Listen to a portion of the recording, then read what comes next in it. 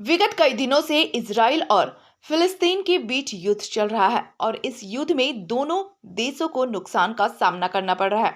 संयुक्त राष्ट्र संघ के द्वारा इन दोनों देशों के बीच युद्ध विराम को लेकर बात चल रही है।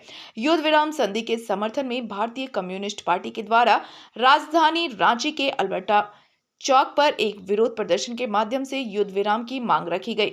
विरोध प्रदर्शन कर रहे वाम दल के नेता का कहना है कि आजादी के समय से ही हमारा देश फिलिस्तीन के साथ रहा है, पर अभी वर्तमान समय में केंद्रीय नेतृत्व के द्वारा फिलिस्तीन का साथ नहीं दिया जा रहा है। दुर्भाग्यपूर्ण है।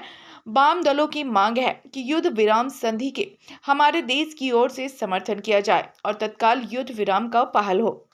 में जो गजा में जो इजराइल और अमेरिका के सपोर्ट से जो फिलिस्तीनियों का नरसंहार हो रहा है, जिसमें अब तक 10,000 से ज़्यादा लोग मारे गए हैं। लोगों को खास करके महिलाओं और बच्चे वहाँ बहुत परेशान हैं और संयुक्त राष्ट्र संघ ने पिछले दिनों एक प्रस्ताव पारित किया है जिसमें 120 देशों ने कहा कि तुरंत फिलिस्तीन में गजा में युद्ध विराम लागू होना चाहिए।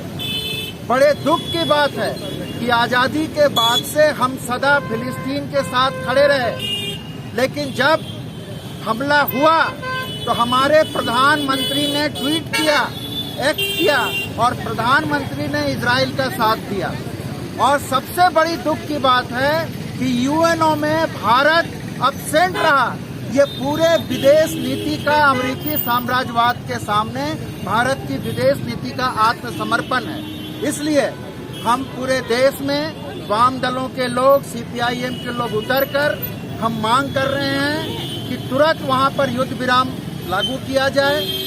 ब्यूरो रिपोर्ट, सबरंग समाचार।